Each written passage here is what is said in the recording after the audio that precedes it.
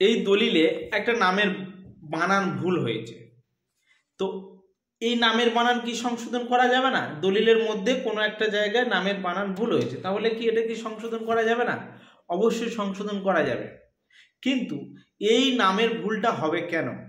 নাম একটা ইম্পর্টেন্ট জিনিস দলিলের মধ্যে, তো সেটা যদি ভুল হয়ে যায় তাহলে সেটা মনের মধ্যে একটা সবসময় একটা সন্দেহ থেকে গেল যে দলিলটা আমার ঠিক হলো তো। দেখুন, যারা জানে না, যারা দলিল সবসময় করে না, সাধারণ ব্যক্তি দু একটা জায়গা জমি কিনেছে, তাদের পক্ষে এটা এটা হতাশ হওয়ার জায়গা যে বানানটা ভুল হয়ে গেছে, কি হয়, এটা কি ভুল হয়ে গেল না দলিলটাই জাল হয়ে গেল, এরকম একটা সন্দেহের ব্যাপার। তো বানান ভুল হওয়াটা কোনো বড় ম্যাটার এই কারণেই নয়, কারণ এটা সংশোধন করা যাবে। এর একটা ডিক্লারেশন ডিড বানালে এর যেখানে যে সমস্যাটা হয়েছে সেটা তুলে ধরে আবার একটা চেন ডিড করা যাবে। সুতরাং হতাশ হওয়ার কিছু নেই, প্রসেস আছে এর কারেকশন করার। তো আজকে এই একটা ছোট ভুল, এই ছোট ভুলের জন্য এই দলিলের একটা কমজোরি জায়গা, একটা মাইনাস পয়েন্ট হয়ে গেল। তো আমরা এই ভিডিওতে এই মাইনাস পয়েন্টটাকে কাটিয়ে উঠতে চাই, কমজোরিটাকে কাটিয়ে উঠতে চাই। তো শুরুর থেকে শুরুভাবে আমি যদি বলি, তাহলে একটা জায়গা যখন কেনা বেচা হয়, বিশেষ করে এই ভিডিওতে আমরা আলোচনা করব গ্রামের সয় সম্পত্তির উপর, মানে 1 বিঘা 2 বিঘা 4 বিঘা 1 একর 10 কাঠা এরকম যে জায়গাগুলো বিক্রি হয়। কারণ এই ভিডিওতে আমি ফ্ল্যাট বিষয়টা নিয়ে আলোচনা করতে চাইছি না, অন্য একটা ভিডিওতে আমরা ফ্ল্যাট নিয়ে আলোচনা করব। এটা শুধুমাত্র গ্রামের জায়গা জমি রেজিস্ট্রেশন নিয়ে আলোচনা করি। কারণ কি, অনেক সময় দেখা যাচ্ছে গ্রামের মানুষ অনেকে পড়াশোনা না জানা ব্যক্তি, তারা হয়তো নিখুঁতভাবে দেখতে পারে না বা বুঝতে পারে না, সামান্য যদি ভুল থেকে যায় তো তখন সেই ভুলটাই থেকে যায়, দলিল হয়ে যায়, যদি কারোর চোখে না পড়ে। কিন্তু শহরের এটা কি হয়, অনেক সময় ফ্ল্যাটগুলো যারা ফ্ল্যাট কিনে সাধারণত অধিকাংশ ব্যক্তি খুব ভালো করে নিখুঁত করে বারংবার দেখে, যে দেখতে জানে তাকেও দেখিয়ে নেয়, এগুলো দেখেছি আমি করে। কিন্তু গ্রামের মধ্যে যারা পড়াশুনো কম জানে তাদের পক্ষে এটা খুব একটু অসুবিধা হয়ে যায়। কিন্তু আমি বলতে চাইছি যারা দলিলটা করে দেবে, মানে যারা লাইসেন্স প্রাপ্ত দলিল লেখক, তারা যদি এই ভিডিওটি দেখে এবং এই ভিডিও থেকে দেখে এই কথাটা যদি রাখে মানে মাথার মধ্যে, যে সাধারণ মানুষ পড়াশোনা না জানা ব্যক্তি বা অল্প স্বল্প পড়াশোনা জানে, তো তাদের বিশেষ করে তাদের দলিলগুলো একটু সময় ধরে নিখুঁতভাবে করে দেওয়ার চেষ্টা করা হোক, সময় ধরে। এবার যারা শিক্ষিত তারা কিন্তু দেখে নিতে পারবে।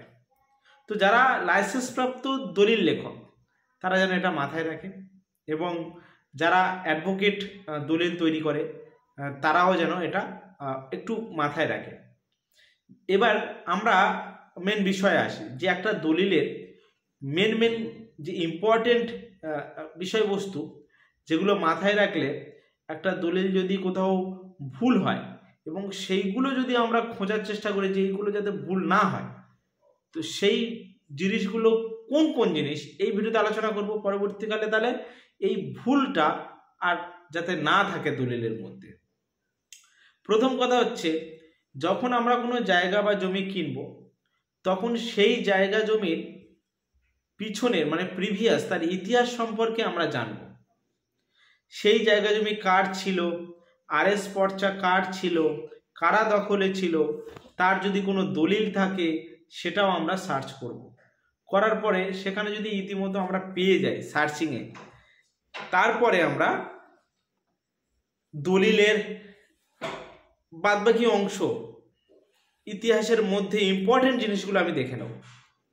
নেয়ার পরে এবার যখন আমি দলিলটা বানাবো, মানে আমি যার কাছ থেকে কিনছি আমার নামে যখন আমি বানাবো, প্রথম কথা হচ্ছে যার থেকে আমি নিচ্ছি সে কিভাবে পেয়েছে সেটা যেন পরিষ্কার হয়।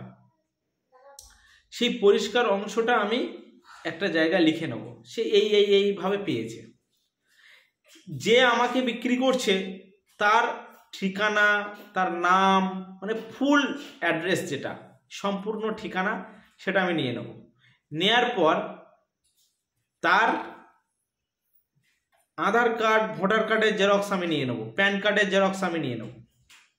সেখানে যে স্পেলিংটা আছে সেটা আমি দেখে নেব যে দলিলে লেখা স্পেলিং এবং তার যে ডকুমেন্ট আছে সেগুলো ঠিক আছে কিনা, এবং যে দলিল মূলে সে বিক্রি করছে সেই দলিলে তার নাম ওই ডকুমেন্ট হিসাবে ঠিক আছে কিনা দেখে নেব। প্রথমে এটা, যখন নাম ঠিকানা সব ঠিকঠাক আমি পেয়ে গেলাম, তারপর আমি চলে আসব জমির ইতিহাসের উপর। জমির ইতিহাসটা আমি পরিষ্কারভাবে দেখে নেব এবং এক না পাঁচবার দেখে নেব আমি ইতিহাসটা, পুরো বারবার দেখে নেব। ইতিহাসে অনেক কথা। তাহলে নাম ঠিকানা হয়ে গেল, জমির ইতিহাসটা দেখে নিলাম। তারপর জমির তফসিল।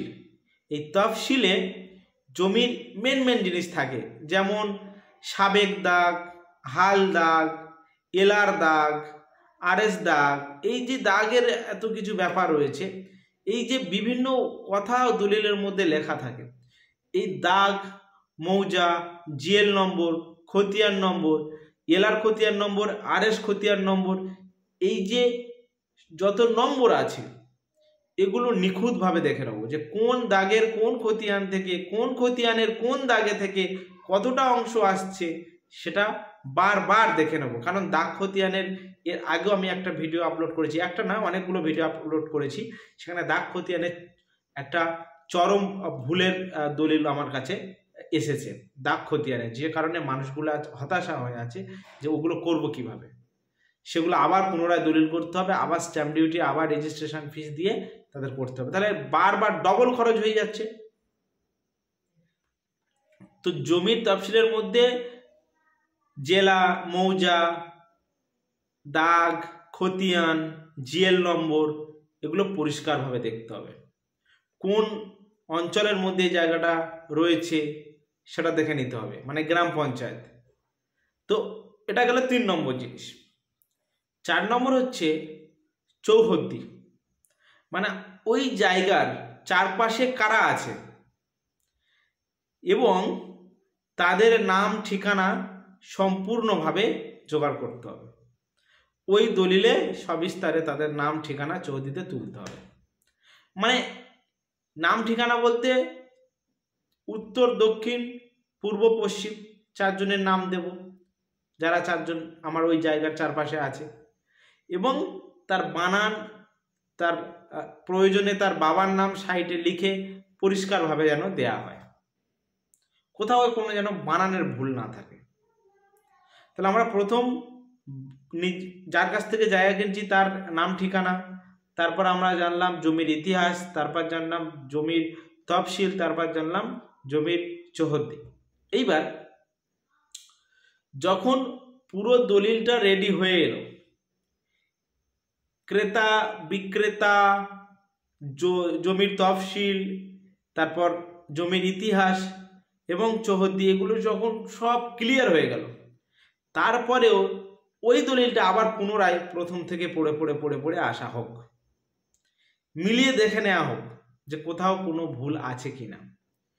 এবার ওর পরের প্রসেসটা কি, যেগুলো ফিস কাটাতে হয়, যে কোয়ারিটা করা হয় তার যে গভর্নমেন্টের যে ফিস কাটাতে হয় সেটা তো পরের বিষয়। তো সেগুলো দেখে নেওয়ার বিষয় আছে। যে কোয়ারিতে করছি সেই কোয়ারিতে আমি দলিলে যে পরিমাণের জায়গা আমি তুলেছি সেটা কোয়ারিতে মেনটেন করা হয়েছে কিনা, দাগ মেনটেন করা হয়েছে কিনা, এলআর, আরএস কোনো দাগ মিস হয়েছে কিনা সেগুলো দেখে নিতে হবে। তারপর দাতা গ্রহীতার নামটা দেখে নিতে হবে যে ঠিকঠাক সেখানে কোয়ারিতে তোলা হয়েছে কিনা। এই কয়েকটা জিনিস যদি মাথায় রাখা যায় এবং প্রত্যেকটা জিনিস যেখানে যেটা লেখা হচ্ছে সেটা নির্ভুল বানানে তোলা হচ্ছে কিনা দেখে নিতে হবে, বাদবাকি আর কোথাও কোনো প্রবলেম হবে না। যদি এই সামান্য জিনিসগুলো দেখা হয়, একটা দলিলের বারংবার যদি দেখা হয়, তাহলে সেই দলিল ভুল হওয়ার কোনো জায়গা আমার মনে হয় পরবর্তীকালে আর পাওয়া যাবে না। তো এই কয়েকটা টিপস রাখো, আর পরবর্তী ভিডিওতে আরও কোনো প্রবলেম ছোটোখাটো জিনিস হলে আমি আবার রিলেট করে আবার কোনো ভিডিওতে আলোচনা করে দেবো।